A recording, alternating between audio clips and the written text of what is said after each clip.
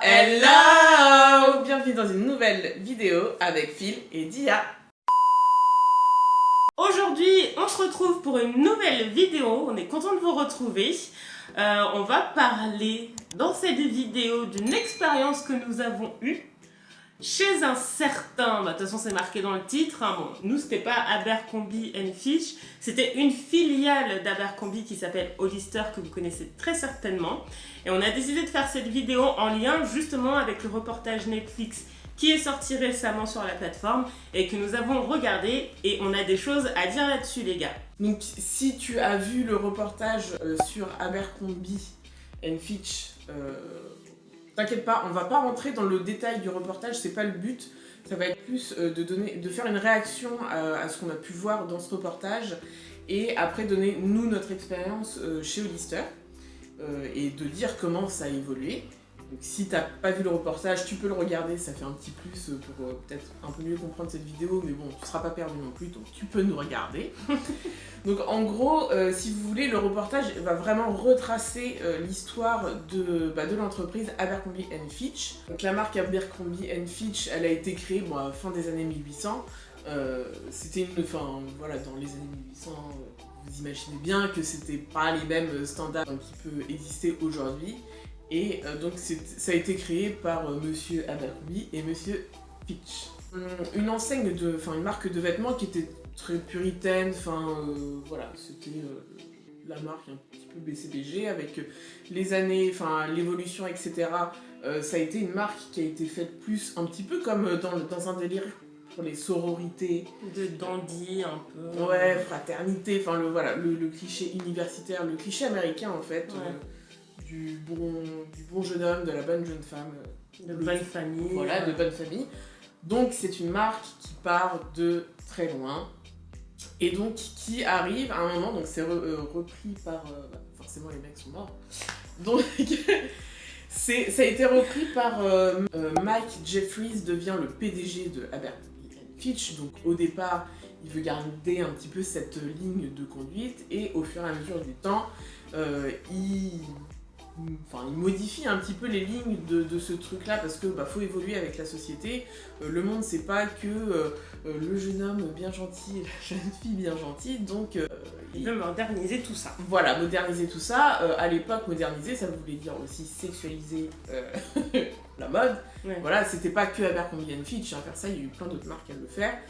C'était comme ça pour faire marcher le business. Mais eux, ils ont voulu vraiment appuyer sur vraiment ce truc très sexuel. Ils embauchaient que des BG. Que des beaux gosses, très musclés, des jeunes filles très jolies, souvent des blonds aux yeux bleus.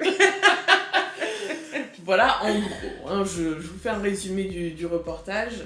Et donc, jusqu'à là, tu dis, très cliché américain, pas terrible.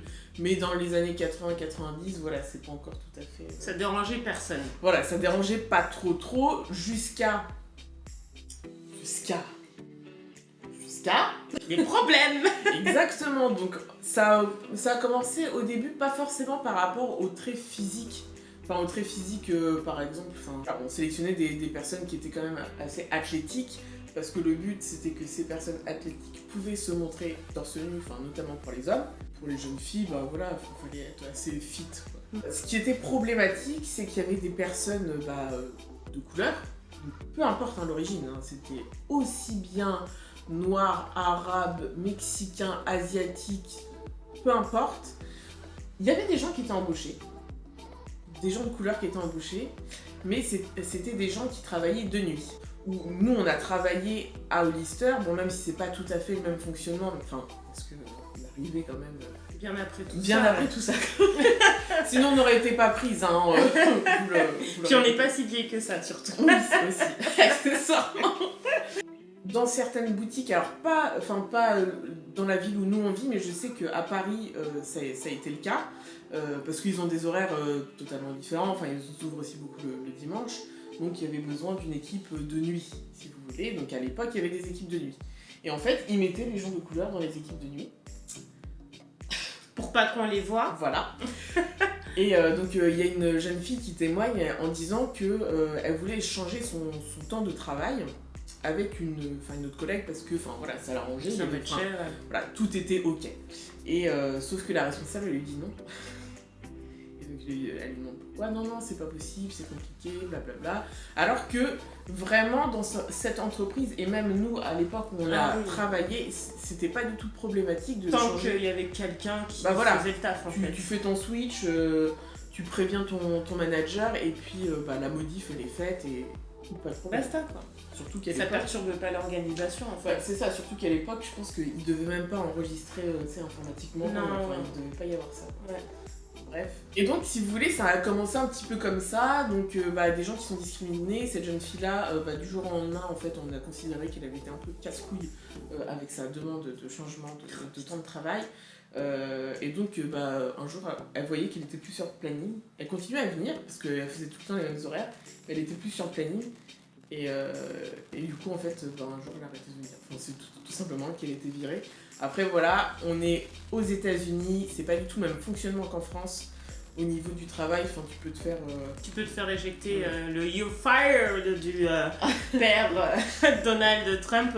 C'est pas une légende, hein. Tu peux arriver le lendemain au travail aux États-Unis, on te vire et t'as pas de recours à avoir. C'est que c'est autorisé et c'est ok. Voilà, donc on remercie quand même la France pour les droits des travailleurs. C'est ça, la CGT, tout ça. Ouais, non, mais tu peux pas te faire virer comme ça, sinon ce serait... Attends, imagine t'as ton loyer à payer. Mais oui, et puis tu sais, dès que tu peux pas blairer quelqu'un ou t'es viré, ça serait le bordel. Bref. Il y a eu pas mal de petites histoires comme ça, donc au 3, donc t'avais un des N+2, on va dire, des hauts responsables, qui viennent faire des visites en magasin, voir si tout est nickel et tout. Et puis, donc il dit à la personne en dessous, elle, écoute, là par contre, au niveau des embauches, va falloir un petit peu travailler dessus parce que c'est pas possible. Donc au début, tu comprends pas. Enfin, la manager qui était sur place, qui devait faire ces petits changements, elle avait bien compris pourquoi, et donc elle va voir une collègue, elle lui dit ouais, tu peux pas rester, t'es trop moche. non mais tu sais, non, on n'est pas encore à ce stade-là, tu vois. Elle va voir une jeune fille, elle lui dit ouais, en fait, t'es pas trop à l'image de la marque, tu vois. Et puis, la jeune fille, elle dit mais comment ça, je suis pas trop à l'image de la marque. Et donc là, elle montre une affiche avec des mannequins. Nous, c'est ça qu'on voudrait.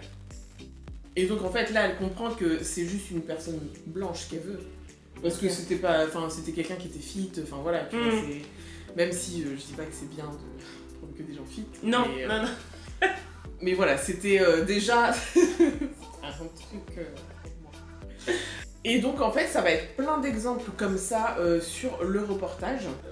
Voilà, le comportement qu'a eu la personne en démontrant justement la personne qui était sur la photo était aussi complètement en lien avec l'état d'esprit de la marque et notamment sur les produits qu'ils vendaient parce que à cette époque-là, on pouvait voir dans les magasins Abercrombie & Fitch des tailles qui étaient très très très restreintes où vous aviez limite plus de choix pour les petites tailles, c'est-à-dire que des fois tu avais limite du XS, mais ça n'allait pas au-delà du ML. Et en fait, ça définissait bien l'identité de la marque où ils voulaient des personnes athlétiques, voire en état d'anorexie, parce que faire du XXXS... ouais, c'est taille enfant, quoi. C'est taille enfant, quoi. Et du coup, c'est là où les problèmes ont commencé, parce que du coup, ça devenait estampé marque anti-gros, en fait. C'est pas parce que tu fais du L que t'es gros, mais pour la marque, c'était un peu ça. C'est-à-dire que si tu dépassais une certaine taille, t'étais considéré comme obèse et du coup, on ne voulait pas répondre à la demande de cette catégorie de personnes. Suite à ça, forcément, donc il y a un jeune homme qui a lancé une pétition en ligne pour dénoncer ça, pour dire que c'était pas normal, pourquoi parce que t'es plus gros, t'as pas le droit de porter telle... C'est ça, telle marque, voilà. Fringue. Mike Jeffries, lui, il s'en battait les couilles. Hein. Vraiment... c'est pas mon problème. Non mais lui, il voulait pas qu'il y ait des gens, qu'il y ait des gens de couleur à porter sa marque, il voulait pas qu'il y ait des gens en surpoids à porter sa marque, il voulait pas qu'il y ait des gens moches.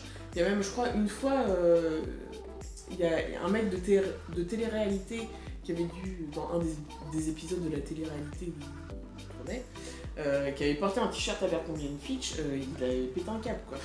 Parce qu'il voulait pas que ça soit associé un peu comme le boutin. Ouais. Bon, après. Donc il y a eu un moment où la boîte s'est dit ok, va falloir qu'on trouve une solution parce que là on dit qu'on discrimine les gens. On ne comprend pas. Je comprends pas, c'est juste pour un style de personne.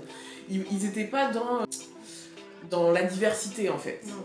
Normalement, une marque de vêtements, en tout cas à l'heure actuelle, quand tu regardes des pubs, t'as des personnes de toutes couleurs, t'as des personnes c'est inclusif. Voilà, de tout poids. Même si pour le poids, c'est quand même assez récent. Avant, il y a 5-6 ans, il n'y avait pas du tout. C'est ça.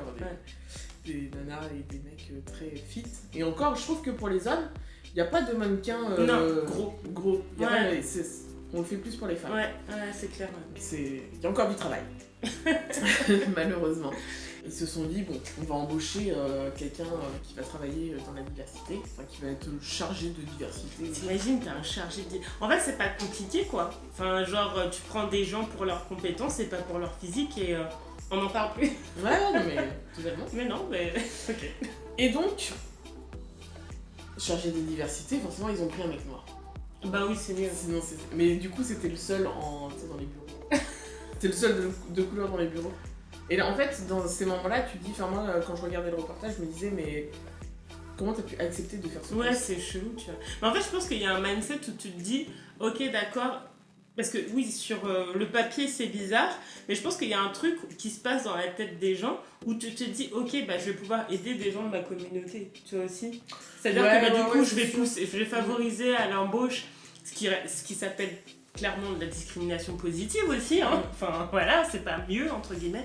Encore une fois, on n'embauche pas une personne pour son physique, ça va dans les deux sens.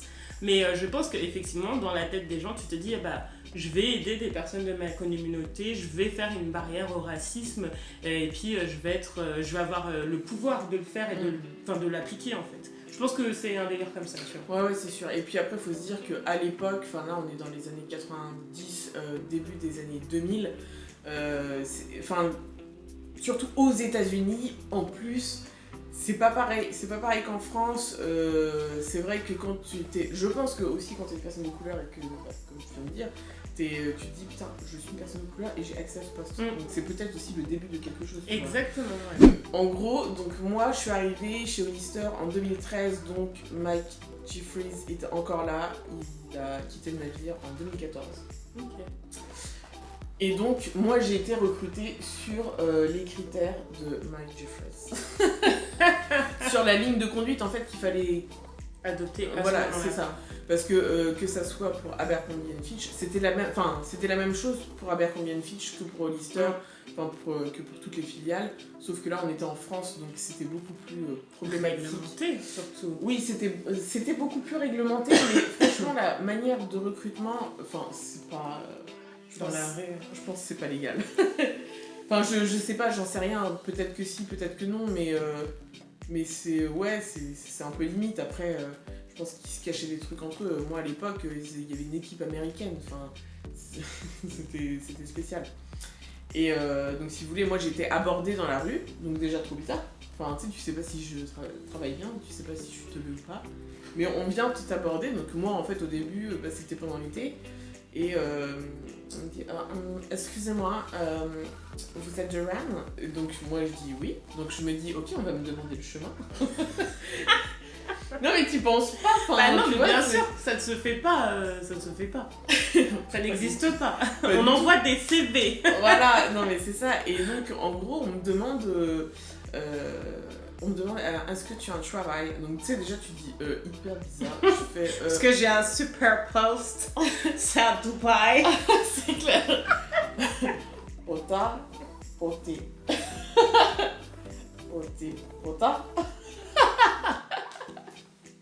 Ah oui. L'argent. Louis Vuitton. Laisse tomber, putain.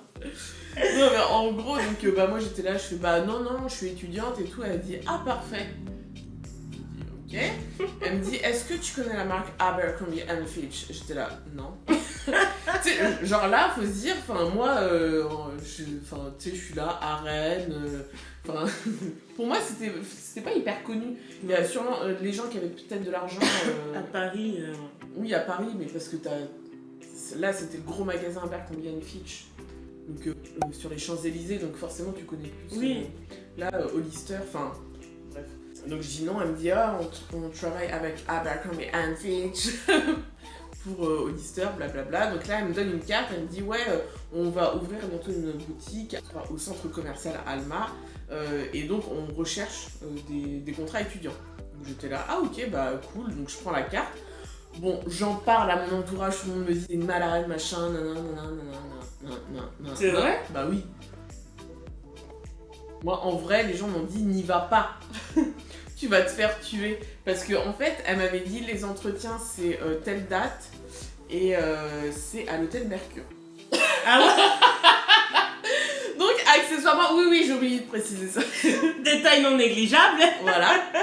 Ah ouais, d'accord, ok. Donc tu te fais, elle était pas toute seule, elle était avec une autre dame et un autre mec, enfin des Américains qui parlaient eux pas du tout français. C'était là juste pour aider à faire du repérage en fait.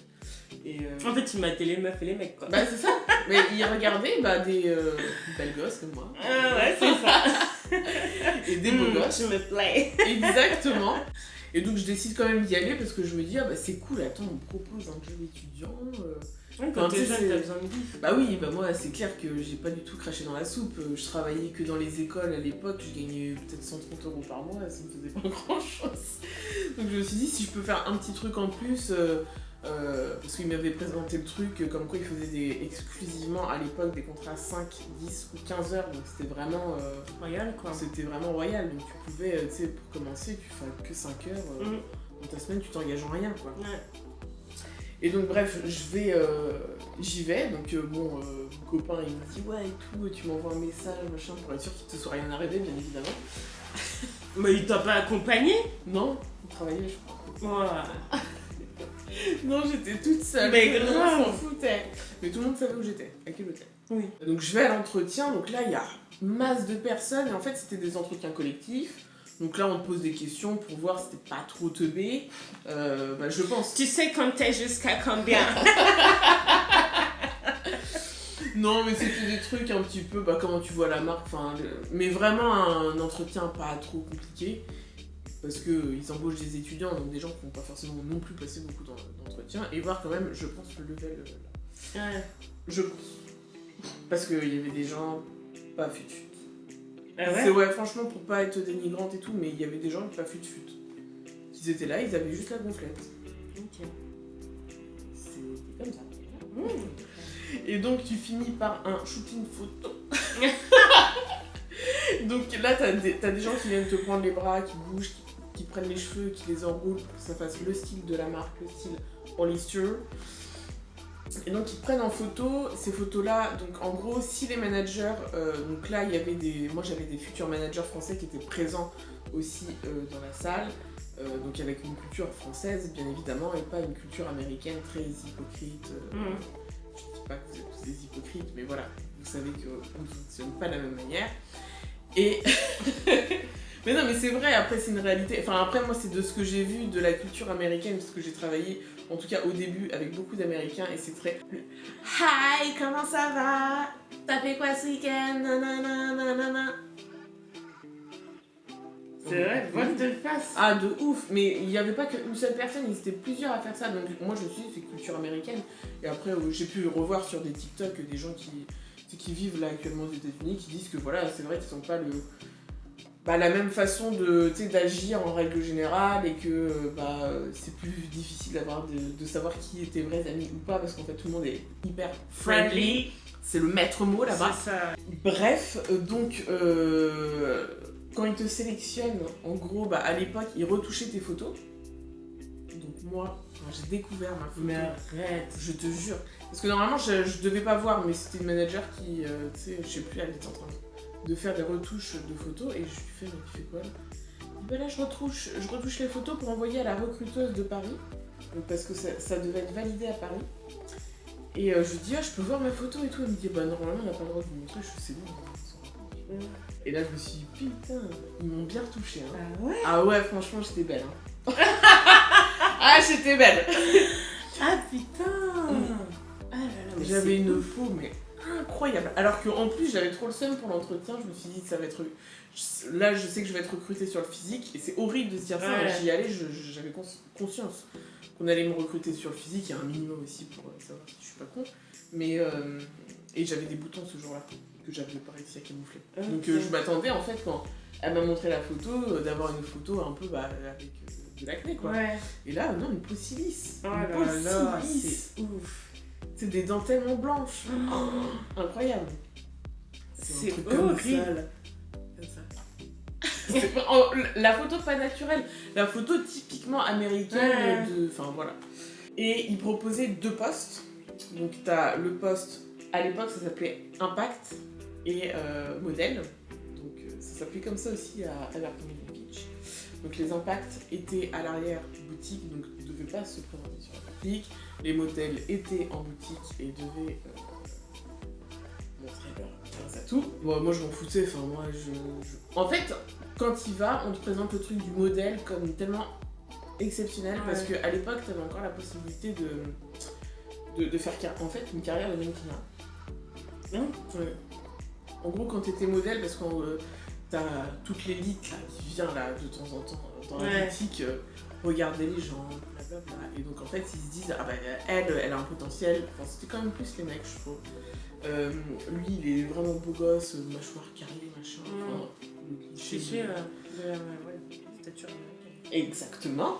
Et donc, tu avais moyen de faire carrière. Donc, après, c'est vrai qu'il y avait plus de personnes sur la boutique des Champs-Élysées chez Abercrombie & Fitch qui ont eu ce genre d'opportunité. Donc, il y en a beaucoup qui ont profité de ça et qui se sont dégagés des très très beaux salaires à se mettre torse nu devant le magasin. Parce que c'était ça aussi, si vous connaissez pas. Oui, mais je pense on que vous ça mettra une photo. ça avait fait le buzz à l'ouverture du magasin, ça je m'en souviens, ça avait fait le buzz. Oh ouais. Des mecs qui vous accueillent torse nu à l'entrée. Non mais t'avais des jeunes filles même après qui venaient et qui... Moi une fois je me souviens, en fait j'étais venue pour remplacer quelqu'un le temps que la personne allait aux toilettes sur la surface de vente. Et il y avait des ados qui étaient venus, et je discutais avec un collègue et puis elles étaient là en train de le prendre en photo. Ah, non mais il est trop beau. Tu sais, t'es là, alors qu'en vrai, il était pas moche tu vois, mais il était classique. Enfin, tu vois, il avait un beau torse. Non mais il était même pas torse nu, tu vois, il était en t-shirt, mais c'est juste parce que c'est l'image de marque qui fait que, en gros, tous les gens qui travaillent dans ce magasin-là sont censés être beaux gosses, selon les critères de la société, tu vois. Et mais il y avait des gens, mais ils ont pris le melon, Même moi, il y a un moment, je me suis dit, putain, je suis belle, tu vois. Ouais. Enfin, je suis peut-être belle, mais... Elle est magnifique. Non, mais oui, fait, parce que tu veux parce dire, que tu te dis, je fais partie d'une élite et tu te compares. On m'a choisi sur mon physique, donc je suis belle si on m'a choisi. Voilà, c'est ça. Donc c'est que j'ai atteint un certain. Mais bon, j'étais quand même en arrière-boutique. Ouais, non, mais après. Mais par contre, il y avait une compétition. Enfin, pas une compétition, mais il y avait une sorte de rivalité entre ceux qui étaient. Bon, ça, c'est resté pendant très longtemps. Mais entre ceux qui étaient sur la surface de vente et ceux qui étaient en stock. Tu sentais bien que ceux qui étaient sur la surface de vente, ils se sentaient vraiment beaux gosses, quoi. C'est ouf. Il y avait même un photographe qui était venu et tout faire des photos. Moi j'étais là, je me battais les couilles. Je savais que je serais pas choisie. Parce que il m'avait fait essayer des vêtements et je rentrais pas dans les tailles qu'il fallait que je Ah là là. Alors que vraiment j'étais pas du tout grosse. J'étais vraiment pas du tout grosse. J'étais normale, je devais faire un 36 ou un 38 à l'époque quand je suis arrivée, donc je rentrais pas dans les bonnes tailles. 36, 38. C'est dingue. Ça c'était abusé. Alors que, parce que t'en avais beaucoup des toutes fines. Des vraiment toutes fines, donc elles rentraient dans le taille, je sais pas si vous voyez, aux États-Unis ils aiment trop dire taille 0. Il y en avait plein qui rentraient dans le taille 0 qui équivaut à... Ouais. Il y a eu, donc je pense que vous pouvez même retrouver des articles de presse où il y a eu des témoignages dans certaines boutiques. C'est vrai qu'à Rennes, ça s'est quand même globalement bien passé, le type de recrutement au départ. Mais on peut retrouver des articles de presse sur forcément la boutique d'Abercrombie & Fitch, La boutique de Lister Lyon, je sais qu'il y a eu pas mal de témoignages, des articles de presse qui ont été faits sur les conditions de travail aussi. Parce que vraiment, c'était très très américanisé. Moi, je sais que les États-Unis, ils nous détestaient. Déjà, on avait des congés. Je te jure, donc, dès que tu demandais un truc, en fait, il semblait normal. Par exemple, demander des petites primes, c'est à la vente, par exemple. Ça pouvait être ça. Après, toutes les boutiques le font pas, mais ils nous demandaient. Mais là, on passait pour les mecs. Mais ils sont crus où, eux. C'est ça. C'est des syndiqués, hein. Ah non, mais un truc de ouf. En gros, quand on faisait les objectifs, tu sais, genre, on va te dire, ouais, faut atteindre, je sais pas, 50 000 par exemple. T'atteins tes 50 000, t'as le droit à quoi? Ah, rien. Un paquet de bonbons. Mais non. Mais si. T'as pas connu des paquets de bonbons? Non. T'étais pas là quand il y avait le projet d'organiser la grève? Non, j'étais pas encore là. Ou alors j'étais partie, je sais plus, parce que moi j'ai fait deux phases. Je suis partie, je suis revenue, je suis arrivée, je suis partie et je suis revenue. Et moi j'ai pas été recrutée pour mon physique. Donc j'ai pas du tout eu la même expérience. Après, t'avais pas non plus...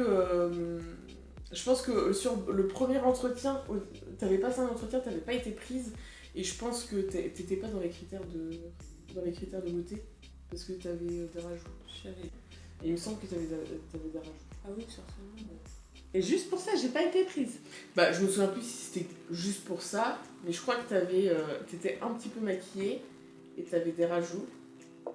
Et en fait, à l'époque, donc si vous voulez, il y avait un couloir devant les vestiaires, t'avais une feuille avec ce que t'as le droit de faire et ce que t'as pas le droit de faire. Donc t'avais pas le droit au rajout. Il fallait que tes cheveux ils soient naturels. Mais je ne savais pas. Pas de maquillage. Ouais. Ou alors très très très léger. Ouais, vraiment très très léger, le mascara et basta. Ouais. Il n'y avait pas le droit de mettre du vernis. Moi, une fois, on m'avait fait une remarque. On m'avait dit, oui, tu t'es fait une French manicure. Donc, en fait, si vous voulez, moi, mes ongles, ils sont naturellement beaux blancs. Non, mais voilà, du coup, t'avais le droit juste de mettre du vernis transparent ou un rose très pâle. J'avais dû mettre du vernis transparent et ça faisait French manicure. Bref. Ouais. Donc on m'avait demandé, donc j'avais dit non, parce que dans tous les cas, au pire, si on avait besoin à disposition au bureau des managers, il y avait donc du dissolvant, du coton, du démaquillant, de la mousse à raser, un rasoir, pour que les mecs n'aient pas la barbe de 2 jours. Mais ça, j'ai pas du tout connu ça. Bah déjà, quand Mike Jeffries il a quitté le bateau, en plus du jour au lendemain d'ailleurs, forcément, fallait remettre le truc en place, fallait relancer la machine, fallait qu'il y ait plus de diversité, fallait qu'il y ait moins de discrimination. En France, il y a des syndicats. Il y a des lois. Il y a des lois. Donc forcément, il y a un moment, c'était beaucoup plus facile de retourner le game en France qu'aux États-Unis. Ouais. Donc en fait, il y a eu un moment où ils ont dû s'aligner parce qu'il y avait trop de témoignages. L'inspection du travail qui est présente. Bah oui, parce qu'il y a pas de travail. Exactement. Mais c'est vrai que c'était quand même une bonne expérience parce que l'ambiance, elle était quand même super. Moi, après, Star, j'ai kiffé. Après. Nous, on a eu de la chance. Mais en fait, c'est ça, ce que j'allais dire. C'est que, comme je disais, moi, j'ai pas du tout la même expérience que Phil. J'ai pas connu tout ce truc du côté physique. Je connaissais l'histoire d'Abercrombie & Fitch, je pense, justement par rapport à toi. Mais moi j'avais été recrutée de manière, du coup la deuxième fois de manière normale on va dire. Et c'est vrai que c'est un peu particulier de bosser chez Hollister parce que les boutiques elles sont souvent très sombres. Donc t'as l'impression qu'il fait nuit tout le temps quand t'es sur le floor. Parce que moi au début j'ai commencé en tant que, ça s'appelait plus modèle. Ouais, du coup ils ont dû changer les termes suite divers procès. Je sais plus comment ça s'appelait, mais... C'était brand representative. Ouais, brand representative. J'étais brand representative, donc j'étais sur la surface de vente en fait. Et c'est vrai que c'est un peu ambiance boîte de nuit quoi. Enfin, t'es là, il fait nuit, t'as cette odeur de parfum tout le temps, t'as la musique à fond toute la journée. Et ça, j'ai moins apprécié l'expérience sur le floor, en tant que brand représentative que... donc après j'ai fini par partir. Quand je suis revenue par contre je suis passée Impact, donc j'étais dans les... Enfin pas Impact, oui, du coup Stock Associate. Et dans les stocks, c'était trop bien quoi.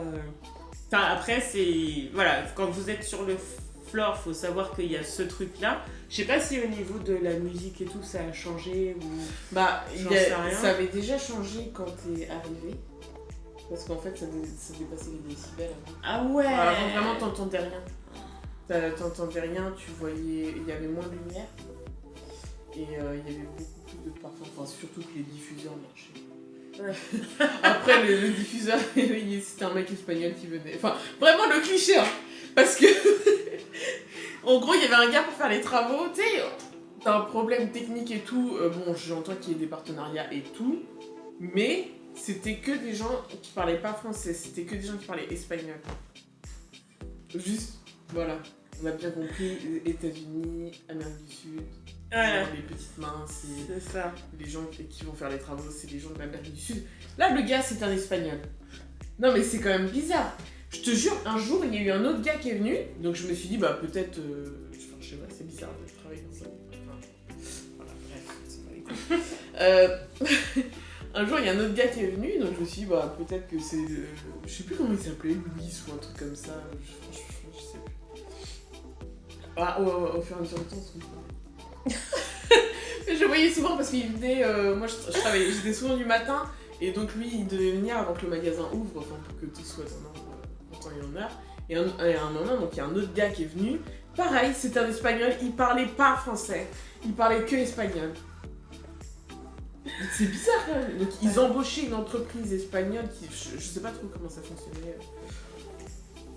Pas tout savoir. Mais non, c'était un truc de ouf, quoi. Ouais. Tu sais, des fois, j'avais zappé. J'avais zappé ce gars. C'est un truc de malade. Mais oui, avant, il y avait beaucoup plus. C'était vraiment boîte de nuit. Ouais, c'est ça. Ambiance. Ouais. Mais ouais, après, comme on disait, je pense que le magasin, je pense que c'est quand même comme tout travail, quand tu mets de côté toutes ces puanteurs, c'est comme dans tout travail, c'est-à-dire que ton expérience de travail dépend quand même vachement de tes collègues. Et pour le coup, à Rennes, on avait de la chance d'avoir une équipe de dingue, vraiment de dingue. Donc non, c'était plutôt cool. Ouais, non, c'est vrai qu'après, en fait, à part ça, je pense que l'entreprise a quand même bien évolué, malgré son passé. Je pense que c'est pas la seule entreprise qui a un sale passé. Là, nous, on en parle parce que y a eu le reportage et en plus, on y a travaillé, donc on peut témoigner. Moi, j'ai vu un petit peu la fin d'évolution. Parce que je pense qu'avant c'était encore un peu pire, enfin, de ce que j'ai pu entendre dans d'autres boutiques, parce que j'ai pu échanger avec d'autres salariés de Lister ou d'Abercrombie & Fitch qui étaient là depuis beaucoup plus longtemps que moi. Et c'est vrai qu'il y a eu une évolution. Hein. Attention, je pense que la loi ne leur laissait pas le choix en fait. Oui, c'est sûr. Ouais, mais bon, ils se sont permis plein de trucs. Moi j'ai pas eu tout en détail, mais je sais qu'ils se sont permis plein de trucs. En fait, le truc, c'est qu'ils embauchent que des jeunes parce qu'ils prennent que des contrats. Il n'y a pas de temps plein, sauf pour les managers. Il n'y a pas de temps plein, donc forcément, tu vas embaucher qui ? Tu embauches des étudiants parce que ça les arrange bien. Et puis un étudiant, ça va pas parler, ça va pas avoir les connaissances, ça va pas être forcément scandalisé. Il y en a quelques-uns, ils vont être scandalisés, ils vont faire quoi ? Ils vont partir, c'est tout. Ils vont changer de taf. De me dire, j'ai travaillé dans une entreprise qui était limite. Oui, c'est ça, qui était clairement raciste. C'est bizarre. C'est bizarre, ouais. Mais on l'a fait. C'est ça. Non, mais après, faut pas se culpabiliser. Enfin, moi, j'entends... après, on est en 2022, donc c'est différent, mais j'entends que des fois, on a des opportunités de travail avec des entreprises qui n'ont pas forcément une belle réputation. Malheureusement, et c'est triste ce que je vais dire, soit vous acceptez et vous faites votre CV, en fait, avec votre expérience. Vous faites un tremplin. Voilà, il faut en faire un tremplin, même si, que ça soit de la discrimination ou autre. Hein, ou alors vous essayez de faire changer les choses, mais malheureusement, si c'est pas vous qui prenez le poste, ça sera quelqu'un d'autre. C'est ça. Donc, dans l'autre. C'est horrible, hein, ou alors vous écoutez vos valeurs et vous prenez pas le poste. C'est ça. Donc voilà. Donc c'est la fin de cette vidéo. On espère qu'elle t'aura plu. Si tu as des choses à dire, si tu connaissais Hollister, si tu as déjà travaillé dans Hollister, si tu connaissais Abercrombie Fitch, Abercrombie, pas Albert, Fitch, n'hésite pas à nous faire savoir dans les commentaires. On publie une vidéo toutes les 2 semaines. N'hésite pas à t'abonner à la chaîne pour ne rien louper. Et on se dit à dans 2 semaines pour la prochaine vidéo. Ciao, ciao!